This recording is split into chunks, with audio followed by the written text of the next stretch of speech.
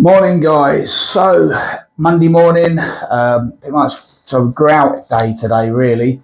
Gonna drill the radiator because we're gonna drain down the system, we're gonna fit the rad, then take it off again. We're gonna do the same with the one in the bedroom because that's just the same size, so I've got some extendable rad tails that we can just cut to length.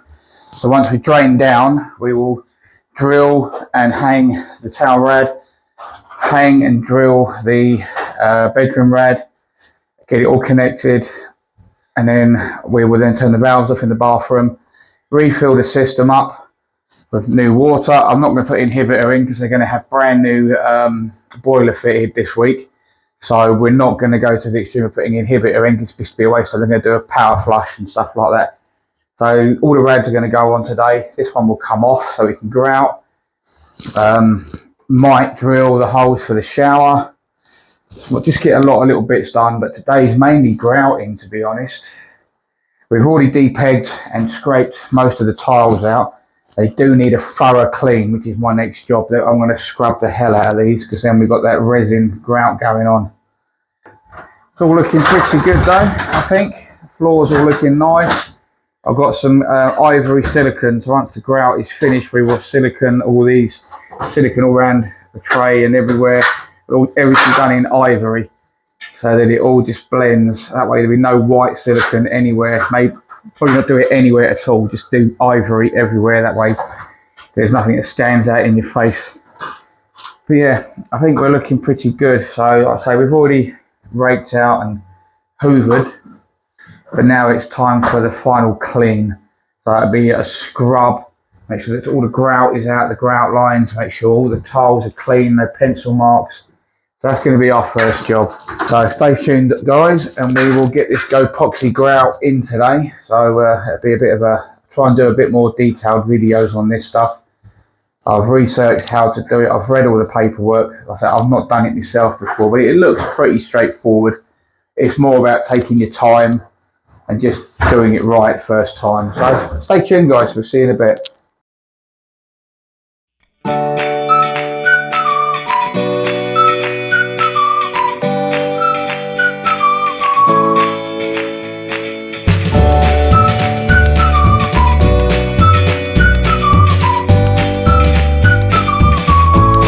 So I've scrubbed and cleaned and polished all the tiles in the bathroom now, or ensuite. That's all looking much cleaner now. So basically ready for grouting. But like I say, we're going to get this rad fitted and get the valves on so that I don't have to do that tomorrow. That way, because I'm draining down today to do a change on this rad. So the rad's basically going to be the same size, slightly smaller, by about 40 mil, so it'll be 20 mil either side. But I've got new rad tails that are longer. We can either cut to size or they're telescopic. So we're going to drain down. So the first thing I've got to do is get this rad drained out. I've turned the valves off, so I've got to drain this rad down. And because of the size of it, I'm going to use my little electric pump. And I'm just going to leave that pumping away. It's going to pump it down into the waste there. I know people are going to say, "Oh, just lift it off and this, that and the other." This is just easy. It's nice and easy. I can just leave that trickling away. When that gets a bit full, I just turn the pump on and it'll pump the water away. And I can basically leave it unmanned while I'm draining down. And then once I've drained down, I would attach the hose to one of the tails, and then that would then drain down. Quick and easy. So that's the plan now. So it's going to get this rad drained down. We've also been asked to move the pull cord switch inside, which is another extra. But rather than put it on the inside, we're getting rid of the pull cord and we're just going to chase through that cove-in, unfortunately, and down to a new back box. And we're just going to run a new cable from there to the existing light, which we've got to change anyway. That light's being changed. So I would do a complete rewire in the loft, drop a new tail down. The light is in that bottom box. So while we're doing the wiring, we bung the light up, we get that on, grouted, and a few other bits and pieces. So we've got a fair bit to get on with today. So stay tuned and we'll get stuck in. So this is how I drain radiators when they're this big and they're too heavy and too bulky to try and lift off.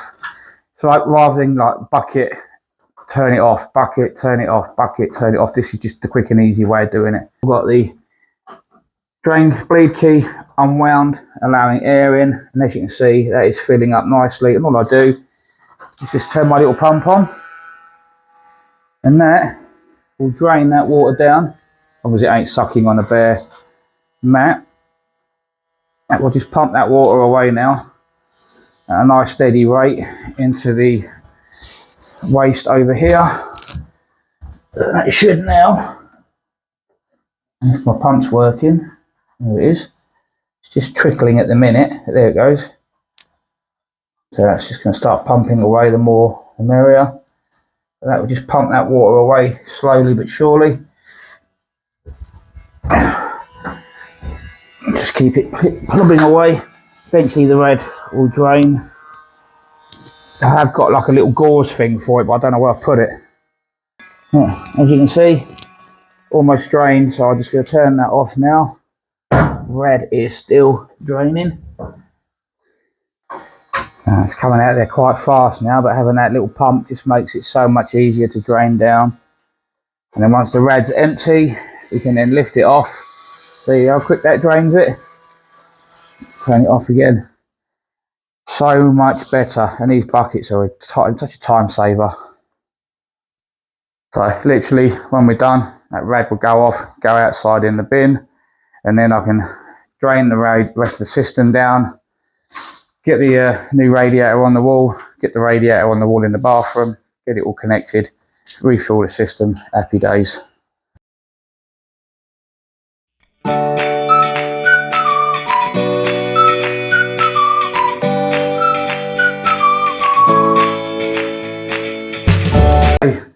Radiator is off the wall, nice and easy, no weight in it. But this is what I mean, look how much black crap is coming out of that system, look. That's how much crap is in this system. So it definitely needs a major power flush. There you go. So I've now got to give that all a good clean. So now that we've done that and we're all drained down, I'm just going to run a bucket full of clean water through my pump. Just because all that black crap, the last thing I want is, you can see how quickly this pump works and how fast it comes out, look. So I just want to run some cleanish water through so I don't get none of that black gunk getting inside my impeller and clogging it up. It's all about looking after your tools, guys. So looking after your tools is always a good thing. Stay tuned. Okay, so we are drained down and we've got to put new valves on. So we're going to use our olive puller for that. So the olive puller actually damaged the pipe, so we had to take a little bit of the pipe slice. So now I'm just going to clean up the copper pipe. I may have to get my blowtorch on it just to get a nice clean finish. And sometimes it pays just to add a little bit of heat to the pipe, just to get rid of the paint.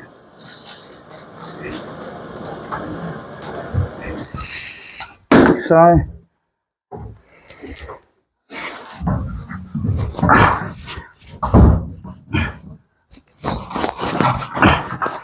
just like that, and then you get a nice clean bit of pipe to put your new connection on. And then we're just going to bung our new thermostat on now, TVR.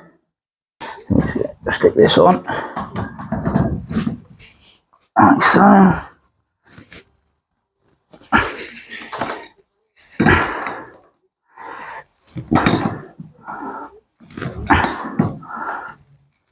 Now we're going to have to cut the other pipe down now. So I've just temporarily bolted that on. So what we'll do now is we'll get a laser level up here and I'll laser a line through so that I cut that pipe the same height, and then I can measure up from that, measure up from my laser line, from the bottom of the rad, from the centre of the TVR, from the centre here. We'll measure up on the radiator up to the top of the bracket, and then we can get our brackets marked out. Okay, so we've got the TVR on. Now we're going to find the centre of our rad pipes. So measure from the centre of that pipe to the centre of that pipe, which is 1520. We divide it by 2, which is 760. So then we can measure off of that rad 760, draw a level line up the wall So we've marked our 760 just on the skirting, and then we just level lined up from that and put a line on the wall. So now we get our new radiator, and then we measure the distance between the two brackets, and the bracket fittings on the rad, divide that by 2 and go that way half, draw another 2 lines, and then that gives us the centre of the brackets. Right, so we'll get the centre now between that bracket and that bracket, which is, and I can find what done my tape measure. So we're going to go in the centre of that bracket, the centre of that bracket, which is 120 centimetres or 1,200 millimetres. So it's 112, just need to come off that, 60 and 60. No, sorry, it's wrong. 56 and 56, 112. Don't rush your maths, you make mistakes like I might have just done there. Okay, so we've got our centre marks. So that's our first, ignore that one there. I was just double checking my measurements. So that's my first centre mark, and that's my second centre mark. So now we do a line there, level line there. Okay, so your next job, you need to find the centre of your valve, which is obviously centre of this piece. So you're going to measure from the centre of here to the top of your bracket there. So I measured it 510 or 51 centimetres from that point to there. So 51 centimetres will be from the centre of your valve to your top. So I need to get a level line across there and then measure up. Okay, so what I've done is I've just eyeballed my level from the centre there to the wall, and that's given me my mark, and then I've measured up from the mark, my measurement to top of bracket. So that's now level line there, and that's our mounting points. And just like that, we've now got top of bracket. So next job is get your bracket. We want to keep it tight to the wall, 2 sides. That'll keep it distance off the wall, that'll keep it tight to the wall. So make sure we get it around the right way. If you want it that way, if you want to keep it close to the wall, I'm going to make sure that it's going to miss the skirting, which it might not. So in this case, we might be better going with the thicker one. It all depends where the bottom of the rad is, and the bottom of the rad is going to be over the skirting. So we are going to go with the bigger side to make sure we miss the skirting. So all you're going to do is you're going to put your bracket in line with your pencil marks like so, and it's going to mark your existing holes. Okay, so we've got our fixing points marked, single holes on both sides. We're going to drill and plug those now. Okay, so we've drilled our mounting holes. I'm using this Duo Power Fisher fixings. They are 50mm long, as you can see. Because these are only breeze block walls, if you want to get decent fixing, you need to use good plugs, because what will happen is they just spin. So these plugs will literally crush and really make a solid fixing. So I do recommend those particular plugs for breeze block walls, guys. Okay, so brackets are on the wall, absolutely solid. Double check your levels, which I've already done. Now we can hang the rad, hang the radiator, and then we can then pipe that side up, and then we can adjust this side to fit. So fingers crossed it's going to go in. It's not going to meet these. We've got different valves to put on these to do this. First thing you must do is make sure you put your little brackets on. So these little clips literally just sit on the top like so, and your thing stops the radiator from rattling.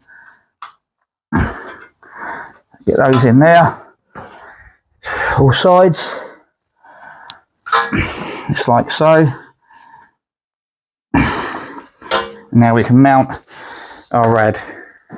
And there we go, radiator's on. So all we've got to do now is put the bleed tap on and the stop at that end, and then put our extension bars in. These are what I like to use. These ones are telescopic, so as you can see they will shrink in this size. These are all right, but I always worry about them leaking. So your other option is these ones, which are solid bar, and you literally just cut them with your pipe slice to the length you need them. So that will go screwed in down there like that. Take that off, take the bolt off, and then you'll cut them to the length that you need. Now, I like using liquid PTFE. I've not had an issue with it in the past. So all you do is you can put a generous amount on your threads. It's going to wind that in there and then wipe off the excess. Okay, so after a bit of jiggery pokery, we've now trimmed the pipes, got them all looking nice. That one's now fitted, and that one's now fitted and cut to height. So that rad is now fully on the wall. All we've got to do now is get our holes marked out for that one, which is our next job.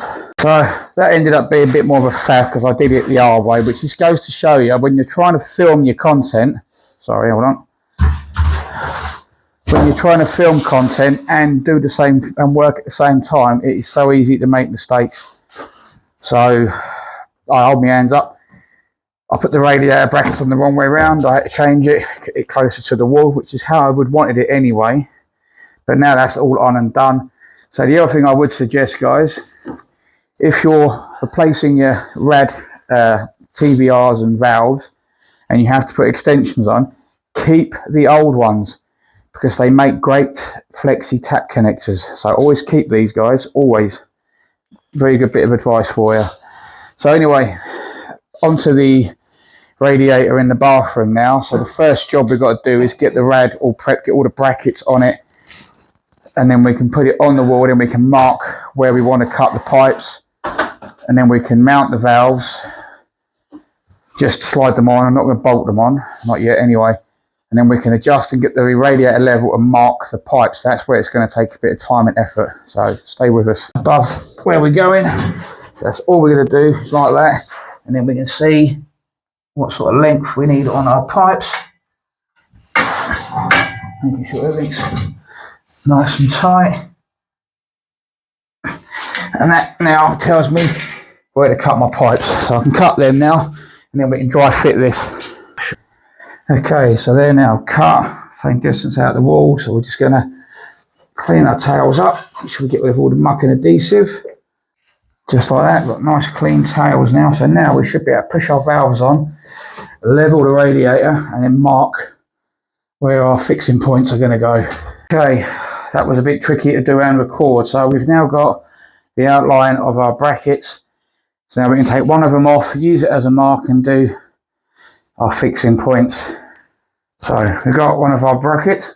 Let me pencil. So what we're going to do is we're going to put that in the centre there, and we're literally just going to mark our holes up with a Sharpie.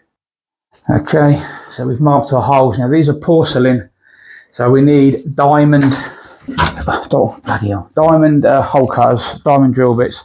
Now I buy mine in bulk from Amazon. I'm just putting the bracket next to the radiator so I don't lose it. So I buy mine from Amazon, like I'm saying. I've got loads of them in my tool bag. Oh, so these are what I get from Amazon. These little diamond tipped drill bits. They come in a little case, which I can show you. If you just unwind them. Now this is a used one. This is all they are. So let's get drilling. Alright, so these are dry drill, so very similar to what you would do with the grinder. When we did the grinder, hold it at an angle, get it provisionally started, and then slowly straighten up. Now our pipes go down, so we don't have any worries about that.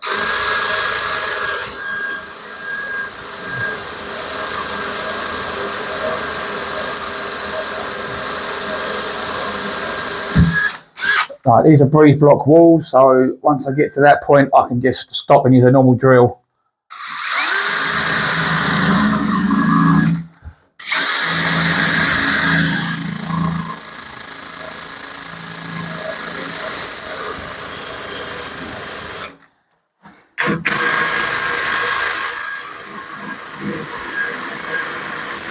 Don't put too much pressure on it because you'll burn your drill bit out. Just let the drill do the work.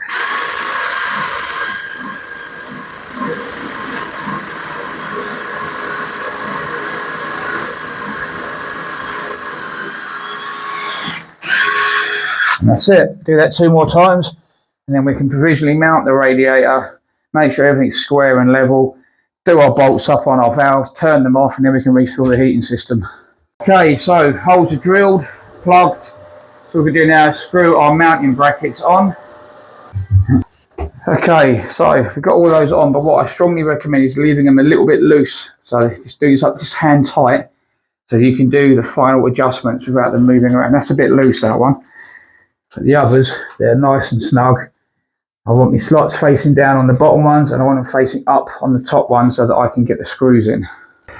Okay, so we hung the rad and we've marked where our valves should bolt up on the olive. So I'm going to bolt the valves on, tighten them up, and then go from there. Stay tuned.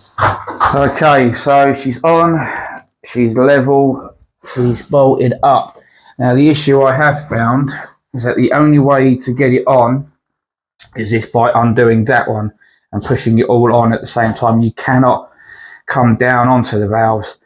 So even though this is done, I'm still going to have to drain down tomorrow once the grout's done to finish it off, which is a bit of a pain in the backside, but it is what it is. But the plumber's here tomorrow, so draining down tomorrow probably won't be the end of the world, because he's bloody light. That's my next job. So yeah, we'll drain that down tomorrow. We're going to get it refilled today, so I can't leave him without heating. Ricky's gone on a mission and done some of the basic wiring. He's put capping in there and he's bonded the holes. He's also done some bonding out here for the client, where they've had some more sockets added. This wasn't done by us, this was done by somebody else. This is going to be our new outside light switch. At the moment the wires are just in the loft, so I've got to get up in the loft and wire those up in a moment. But that's where we're at so far. So now really it's get the lighting done, get rid of this pull cord, take the radiator off the wall, and make sure the pipes are capped, refill the heating system, good clean up, ready for grouting. That's our next job. Just to show how much we've got on the olives, we've got plenty on the olives, that's fine, everything's hunky-dory. So I'm just going to bolt these on, make sure the valves are shut for now, and then tomorrow we'll have to drain down again and get the radiator on properly. There we are, they're now on. So basic now, we'll get the light and get the wiring done, and then that's us done on that side of things then. And then we just get on with the grouting, because it is now 11:30. So by the time we've done the lighting, we've got the rest of the day to grout, and then we'll see how things pan out from there. Stay tuned. Okay, so lights are all done now, shaver point's live, switch has been moved. I didn't film it because it's so awkward up there. I'm right on the pitch of the roof, and it was just a nightmare to do. I had to put a whole new junction box up there. It was so badly wired in, it just wasn't safe. So I just got on with it, and the light is now on. So as you can see, we've got our rad valves coming out the wall, got the light up and running. The shaver point is now on the wall, and our new light switch is now outside. So if I flick the switch, as you can see, perfect. So happy days. Radiators are all refilled, so that's all done as well. We just going to check for leaks, let that pressure build back up, check for leaks. We're going to have something to eat, and then we're going to final clean in there where we've been working, wax the lines with the Go Proxy wax, and start grouting. So stay tuned.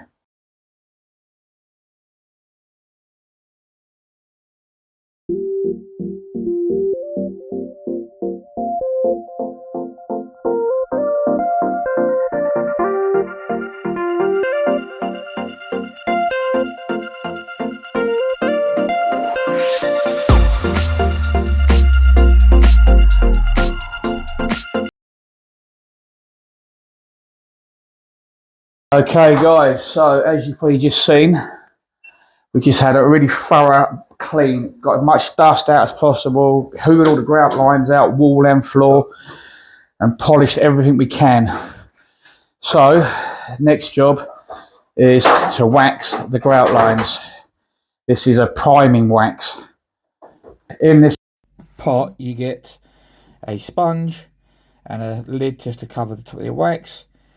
So with this stuff, all you're going to do is get a nice thick coat, really work the wax into the sponge. I do apologise guys, but the bloody microphone battery died on me.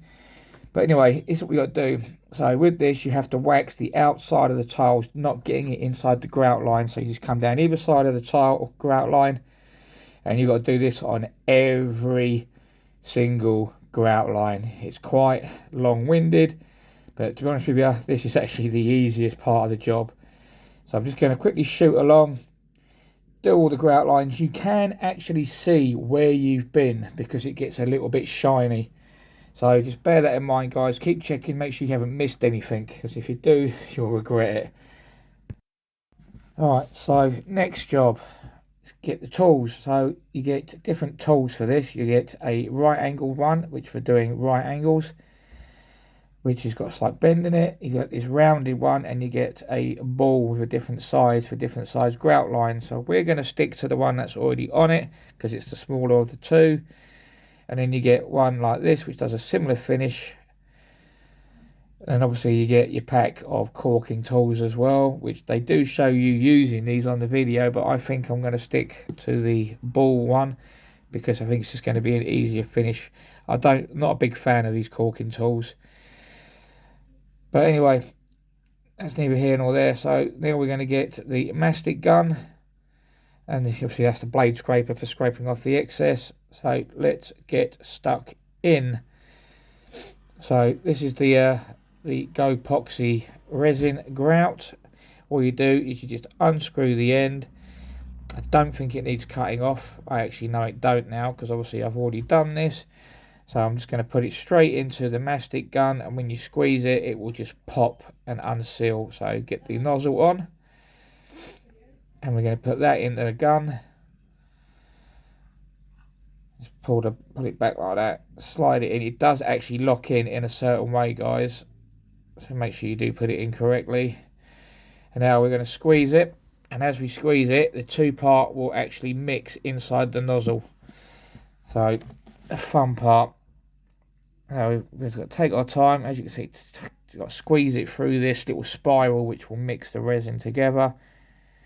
And then that will then slowly fill the joints up. Now I'm actually going to cut this nozzle slightly bigger, just to get a bit more of a flow going, because the nozzles are really small at the tip. So in a minute I will cut the end of that off. And it is slow going, guys, and you've got to keep squeezing that trigger.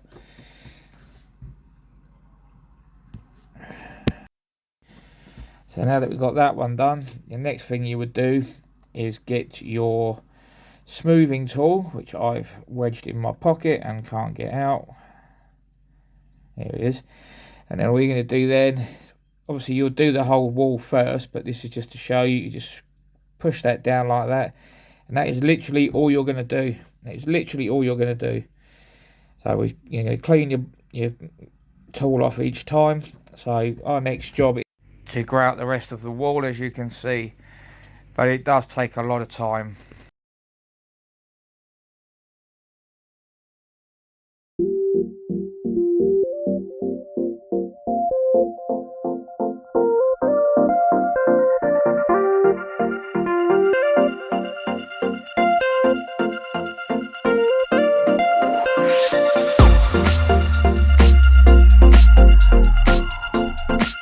Now, I like the idea of this grout, I really do, but the issues I can see, it is hard work, a lot more so than normal grout. One tube is done, so that bit, and all this bit down here.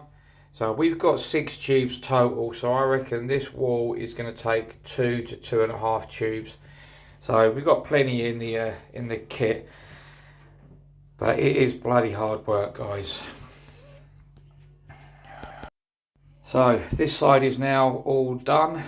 Ricky's just going to go along now and with the smoothing tool get it all smoothed out. But it's a killer on the hands, so just take that into consideration, guys, when you're doing this.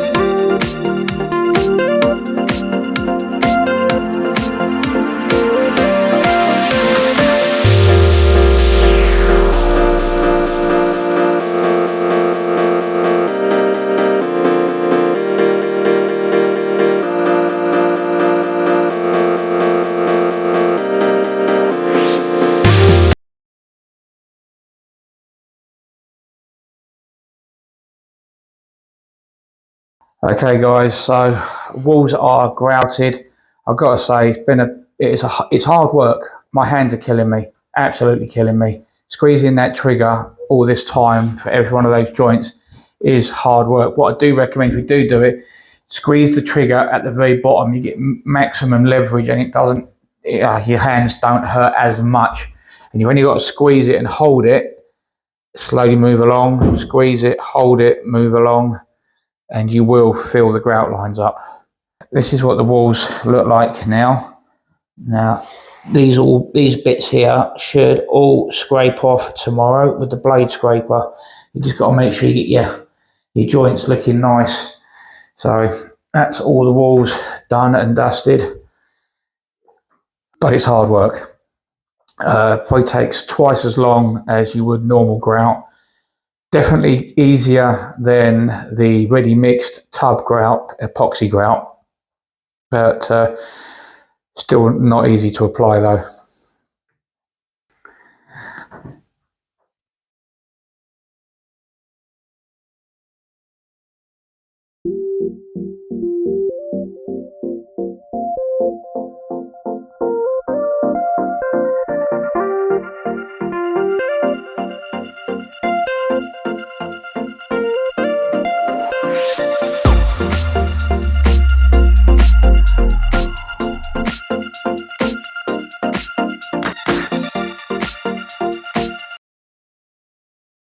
Okay guys, we are finished. Floor is now done. Well, I'll tell you what, I won't be looking forward to doing it again, that's for sure.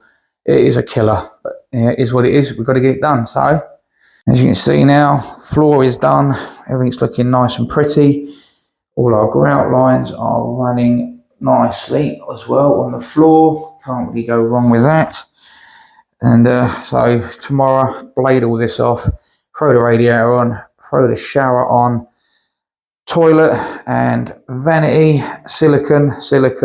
We got ivory silicon, so we will silicon ivory all the right angles everywhere up the shower. That'll all be siliconed tomorrow. But yeah, that's us done, guys.